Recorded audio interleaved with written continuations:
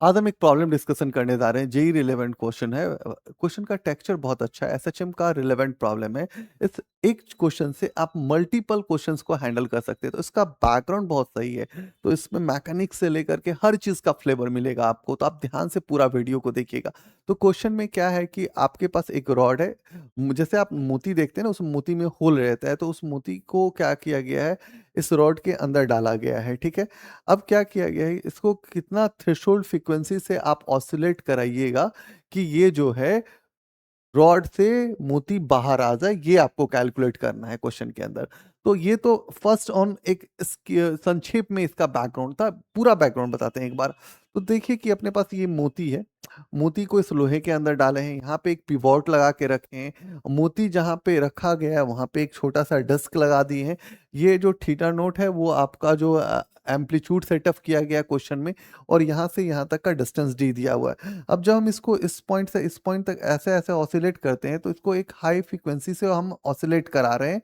और धीरे धीरे क्या करते हैं, हम उस प्लेट को रिमूव कर देते हैं। तो आपके मन में ख्याल आएगा कि ये तो अब भाई ये ऊपर उछलने वाला कहाँ है? ये तो इसको लोड नीचे खींच देगा।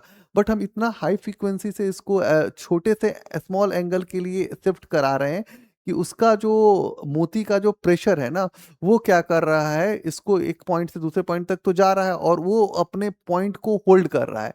तो आपको सवाल में हैंडल करना है कि उसको उछलना चाहिए। तो उछलने के लिए आपको कितना थ्रेशोल्ड फ्रीक्वेंसी सेटअप किया जाए, मतलब कितनी फ्रीक्वेंसी इसमें दी जाए कि ये जाकर के उछल जाए, ये कैलकुलेट करना होगा। जब ये एक पॉइंट से दूसरे पॉइंट तक शिफ्ट करता है, तो मोती जैसे इस पॉइंट पे होता है, तो क्या करता है, मोती जो है इस रॉड पे प्रेस करता है।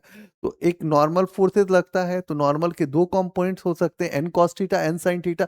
जो साइन वाला कंट्रीब्यूट करेगा कि उसको उछलने में मदद करेगा, जो कॉस होता है वो क्या करता है, उसको प्रेस करके और उसमें हॉरिजॉन्टल एक्सेशन प्रोवाइड करके उसको क्या करता है, इस पर टिका करके रख रहा है। बट साइन जो कंपोनेंट है वो उसको उछालने में मदद कर रहा है। तो आपको बेसिकली साइन कंपोनेंट के पार्ट पे हैंडल करना पड़ेगा। तो देखो, क्वेश्चन को हैंडल करने के लिए दो आइडिया तो हो सकता है कि हमको अच्छा से एक बार डायग्राम क्लियर हो जाए।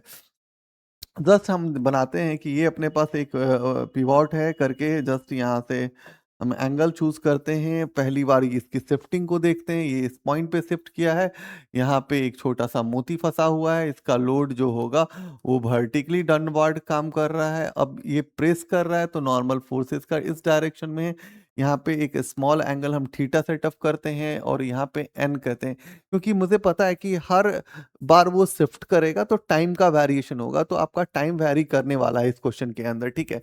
तो जस्ट इसको देखो, तो इसके कंपोनेंट्स को ब्रेक करो, तो ये एंगल भी थीटा बन जाएगा। तो ये हो जाएगा एन कॉस थीटा, और ये लाइन हो जाएगा तुम्हारा एन साइन थीटा जी। ठीक है जी। और कंट्रीब्यूट यही उछालने में मदद करेगा बीट को, मतलब तुमको कितना फ्रीक्वेंसी सेटअप करना है कि वो उछल जाए, ये पता करना है। ठीक है ना। तो अब सवाल में दो चीजें होता है कि ये डिस्टेंस दिया हुआ है, तो x इक्वल टू क्या हो जाएगा, माइनस टी साइन थीटा हो जाएगा। जस्ट मेरे को पता है कि थीटा इक्वल टू एक जनरल इक्वेशन है, थीटा नोट क्या दिया है, साइन ओमेगा टी दिया हुआ है। ठीक है ना जी। क्योंकि यहाँ पे टाइम के साथ यदि आप लिख रहे हो फंक्शन ऑफ टाइम दे दो, तो फंक्शन ऑफ टाइम के साथ लिखो, तो आप ऐसा लिख लेना। ठीक है जी। तो ये हो जाएगा theta note sign omega T. ये जरूरत है फंक्शन ऑफ टाइम का अपने को। तो अभी ये स्मॉल एंगल के लिए है, तो x इक्वल टू क्या हो जाएगा, माइनस अप्रॉक्स लिख देते हैं, माइनस डी इंटू थीटा। अब यहाँ से जस्ट आप देखिए, तो ये चीज है कि माइनस टी तो ठीक है, और थीटा का वैल्यू क्या है, theta note sine omega into T है। ठीक है जी। तो अब x इक्वल टू क्या लिखा जाएगा, minus D theta note sign omega T हो जाएगा। अब यहाँ पे देखो कि x निकला है यार, x तो ये वाली पार्ट हुआ कि यहाँ से यहाँ तक शिफ्ट किया, तो x शिफ्टिंग हुआ। तो अब जस्ट x को हम चेंज कर सकते हैं। तो x इक्वल टू यदि हम सोचें कि वेलोसिटी की बात करें, तो v इक्वल टू क्या हो सकता है, dx बाई dt हो सकता है। जस्ट इसको डिफरेंशिएट कर देते हैं, तो ये क्या हो जाएगा, minus D theta naught omega, और ये हो जाएगा कॉस ओमेगा टी। फिर इसको एक्सेलरेशन निकाला जाए, एक्सेलरेशन इक्वल टू क्या होता है, dv बाई dt होता है। इसको लिखिए। तो अभी क्या हो जाएगा, D theta naught omega square, और ये हो जाएगा साइन ओमेगा टी। ठीक है जी। अब एक्सप्रेशन निकल गया, तो मेरे को ये सोचना है कि कॉस कंपोनेंट जो है, जो हमारा हॉरिजेंटल एक्सप्रेशन की बात करेंगे, M E X equal to क्या हो जाएगा, एन कॉस थीटा। क्योंकि हम स्मॉल एंगल कह रहे हैं, तो कॉस थीटा जो होगा, अप्रोक्सीमेशन क्या कर ले रहे हैं, एक ले रहे हैं, तो हम N A X equal to क्या लिखेंगे, एन। ठीक है ना।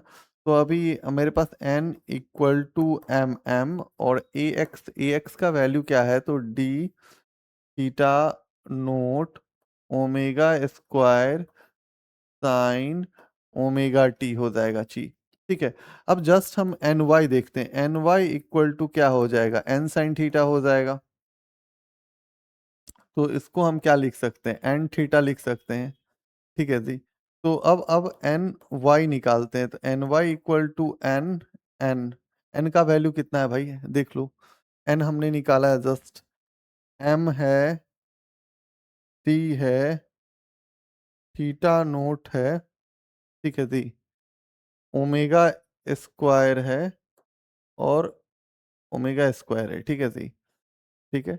और यहाँ पे क्या है, साइन ओमेगा टी है। ठीक है जी।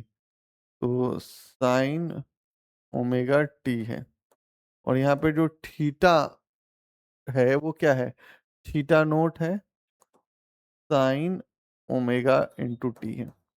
अब यहाँ से एन वाई कैलकुलेट करो, तो एन वाई इक्वल टू क्या हो जाएगा, एम हो जाएगा, डी हो जाएगा। यहाँ से थीटा को करोगे तो ये थीटा नोट का स्क्वायर हो जाएगा, ये ओमेगा स्क्वायर हो जाएगा, और ये हो जाएगा साइन स्क्वायर ओमेगा टी। अब देखो जरा सा, कि ये तो आ रहा है अपने पास, वो आ रहा है साइन स्क्वायर ओमेगा टी। और ये जो होता है, यहाँ से एक शिफ्टिंग के लिए यदि आप सोचो कि हाफ साइकिल या फुल साइकिल के लिए सोचते हो, तो आपको पता है कि इसका जो वैल्यू होता है वो 1/2 होता है। ठीक है, तो 1/2 यूज करते हैं। अब एन वाई जो है, ये ग्रेटर देन किसके होना चाहिए, एम जी के होने चाहिए, तभी ये कंडीशन जो होगा फ्लाई करेगा जी। ठीक है ना। एन वाई एवरेज की बात करना पड़ेगा आपको, जस्ट एक मिनट से मुझे, आपको ऐसा सोचना पड़ेगा, एन एवरेज,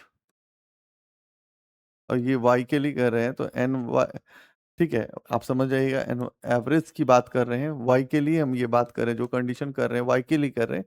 तो ये जब हम बात करेंगे तो कितना हो जाएगा, जब एवरेज आप इसका करिएगा तो क्या हो जाएगा, एम एम हो जाएगा, डी थीटा नोट का स्क्वायर, और ओमेगा स्क्वायर, और ये कितना हो जाएगा, तो 1/2 हो जाएगा। तो ऐसा लिखिए ना, एन वाई, अब ज़्यादा अच्छा है कि हम N Y average equal to, एक बार सजा के लिख देते हैं, 1/2 एम डी थीटा नोट का स्क्वायर इंटू ओमेगा स्क्वायर। अब ये एवरेज का क्यों जरूरत पड़ा भाई, तो आप देखो, एक बार यहाँ गए एक बार वहां गए, टाइम का चेंजेस होगा। जब ये चेंजेस हो रहा है तो आपको क्या करना होगा, इसका एवरेज कैलकुलेट करना पड़ेगा, क्योंकि आपको नहीं पता है कि यहाँ गए और यहाँ गए तो इसमें टाइम में क्या चेंजेस आया, तो आपको यहाँ पे एवरेज कैलकुलेट करना होगा। इसीलिए, और ये जो है आपको ये इक्वेशन, ये बहुत हद तक आपको हेल्प कर दे रहा है कि भाई इसका जो sine square omega T equal to क्या लिख सकते हैं, 1/2 कर सकते हैं। मतलब साइन स्क्वायर का हम फंक्शन लिख रहे हैं। ठीक है, तो इतना तो आइडिया अपने को मैथ्स के अंदर है, तो यहाँ पे हम इम्प्लीमेंट कर लेते हैं। अब जस्ट हम यहाँ से ये कर लें कि एन वाई एवरेज निकाल लिए, तो अभी ये क्लियरली है कि अपने पास क्या है, कि कंडीशन क्या है, कि मेरे पास जो नॉर्मल है, वो जो एन होना चाहिए, मतलब कि एन एवरेज जो भी होना चाहिए, वो क्या होना चाहिए, ग्रेटर देन किसके होना चाहिए, एमजी के होना चाहिए। ठीक है, इतना तो पता है अपने को। अब ये होने के लिए आपको यहाँ पे क्या करना पड़ेगा, यहाँ पे यूज कर लीजिए आप। ये तो आपको पता ही है कि ये ग्रेटर देन, ये ग्रेटर देन किसके होना चाहिए, एमजी के होना चाहिए। तो आप यहाँ से 1/2 एम डी थीटा नोट का square omega square is greater than क्या हो जाएगा जी, एमजी हो जाएगा। यहाँ से एम और एम को मार लीजिएगा, तो यहाँ से बचेगा डी थीटा नोट का square omega square is greater than क्या हो जाएगा, यहाँ पे 2z हो जाएगा। अब यहाँ से omega square is greater than क्या हो जाएगा 2z डिवाइड में क्या हो जाएगा d और थीटा नोट का स्क्वायर हो जाएगा। अब आपको पता है फ्रीक्वेंसी निकालना है ना, फ्रीक्वेंसी निकालना है तो ओमेगा डिवाइड में क्या होता है 2 पाई होता है। और यहाँ से आप ओमेगा यदि देखिए तो ओमेगा क्या आ जाएगा रूट अंडर आपका 2z डिवाइड में क्या आ जा रहा है d थीटा नोट का स्क्वायर। अब ओमेगा की जगह तो 1/2 पाई तो ऐसे ही लिख दीजिए। अब यहाँ पे जस्ट आप क्या लिखिएगा 2z डिवाइड में डी थीटा नोट का होल स्क्वायर। तो वो फ्रीक्वेंसीज है जहाँ पे वो फ्लाई कर जाएगा। तो यार ये एवरेज वाला टर्म जो है वो दिमाग में है। क्यों लगाना है एवरेज भाई, ये जीरो से मैक्सिमम जा रहा है। तो आपको वहां पे यदि टाइम का वेरिएशंस देखना होगा तो आप क्या करोगे, फिर एवरेज ही तो कैलकुलेट पर। अपने को एक ही आइडिया है कि भाई एवरेज निकाल लेते हैं, वो एवरेज वाला मुद्दा एक बहुत इंपॉर्टेंट था क्वेश्चन के अंदर। दूसरा है कि यदि हम डिस्क को स्लिप का हटा भी दे तो भी वो टिका रहेगा। तीसरा मुद्दा ये था कि आपका जो साइन स्क्वायर का फंक्शन है वो आपका पॉजिटिव होगा, वो भी बहुत इंपॉर्टेंट था। साइन फंक्शन में नहीं था, स्क्वायर के फंक्शन में जाना था आपको। तो आप छोटी छोटी चीज़ों से मैथमेटिक्स का बैकग्राउंड सेटअप कीजिए तो ये सवाल बन सकता था, इजी था आपके लिए। अच्छा ये मेथड से कभी हो सकता है कि जेई में इस तरह के सवाल पूछ दें और आप मतलब एवरेज वाला फंडा ना पकड़ पाए, आपको लगेगा कि एन साइन थीटा और यहाँ पे सीधा आप फॉर्मूला लगाने के लिए जाते तो गलती हो जाता। इस फंक्शन को देख करके आपको हैंडल करना था। तो आज के लिए थैंक यू।